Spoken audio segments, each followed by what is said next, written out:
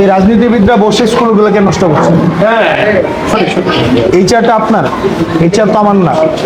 তা আপনারা সরাইয়া দেখা গেছে কি স্কুলের সভাপতি বা হচ্ছে দেখা যায় রাজনৈতিক দলের যারা নেতা তারা হচ্ছে আপনার উঠে পাশে বসায়, সে নিজে এনে বসে বসে না। এই প্রতিষ্ঠান আপনার এবং এই প্রতিষ্ঠানকে আপনার অথরিটি নিতে হবে। এই চেয়ার আপনার, এখানে আপনার অন্য কেউ আসলে সে গেস্ট, সে আশেপাশে বসবে এবং আপনি এখানের হচ্ছেন, আপনি হচ্ছেন স্টেট। এই যে এই প্রতিষ্ঠানে আপনি হচ্ছেন স্টেট। আমরা শিক্ষা প্রতিষ্ঠানগুলো নষ্ট করতে চাই না, শিক্ষকদের সম্মানকে নষ্ট করতে চাই না। আমাদের কিন্তু কোঅপারেট করেন। আর দেবিদ্বারের আমি তো আপনাদেরকে নিয়ে বসছিলাম মনে হয়, তাই না? বসছিলাম না পাইলটে। তো আমরা চেষ্টা করবো আমাদের জায়গা থেকে শিক্ষার জন্য যা যা করা লাগে আমরা করতে। এবার আপনাদের স্কুলে এইটা বৃত্তি পাইছিল কয়টা? এই বছর পায় না। আপনাদের তো একটা টার্গেট আছে, তাইলে তো আপনি যেন সিঙ্গাপুর যেতে পারেন। যেই প্রধান শিক্ষকের রেজাল্ট সবচেয়ে ভালো হবে আনুপাতিকভাবে ওই স্কুলের প্রধান শিক্ষক সিঙ্গাপুরে যাবে আপনার এক সপ্তাহের ভিজিটে।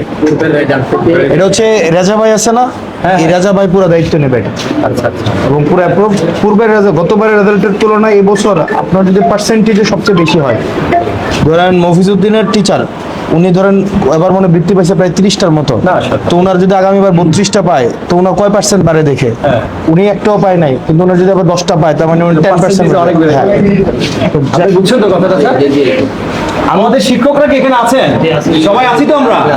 একটু মনোযোগ দিয়ে শুনে কথাটা খুব ইম্পর্টেন্ট, কিন্তু বারবার বলছি আনুপাতিকভাবে স্যার যাদের রেজাল্ট বাড়বে, যেই প্রতিষ্ঠানের রেজাল্ট বাড়বে ওই প্রতিষ্ঠানের প্রধান শিক্ষককে এক সপ্তাহের জন্য সিঙ্গাপুর গিয়ে ভিজিট করায় নিয়ে আসবে, আপনি যেন যাইতে পারেন। আর শিক্ষা প্রতিষ্ঠান উন্নয়নের জন্য যা যা লাগে, শিক্ষার মান উন্নয়নের জন্য যা যা লাগে আমরা জানাবো। এটা আপনারা ইয়ে করছেন না? হ্যাঁ, গ্রেট। চতুর্দিকে আর আপনাদের সভাপতি খুবই ডাইনামিক মানুষ, খুবই স্মার্ট।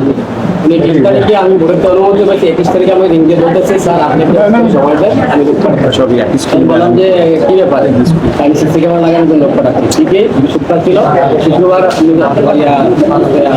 আমাদের কারণে আজকে শনিবারে 80% প্রবলেম শুধু এটাই, অনেকটা সমস্যা। এটা বিভিন্ন জায়গায় এই মডেলটা কপি করতে পারে, খুব বেশি টাকা লাগে নাই। শুনেন প্লিজ দিয়েন না, না প্রয়োজন নাই, প্রয়োজন নাই, না না প্রয়োজন নাই। আপনার এগুলা যা যা লাগে আপনাদের সভাপতি আছে, আমরা আছে, আমাদেরকে জানাবেন।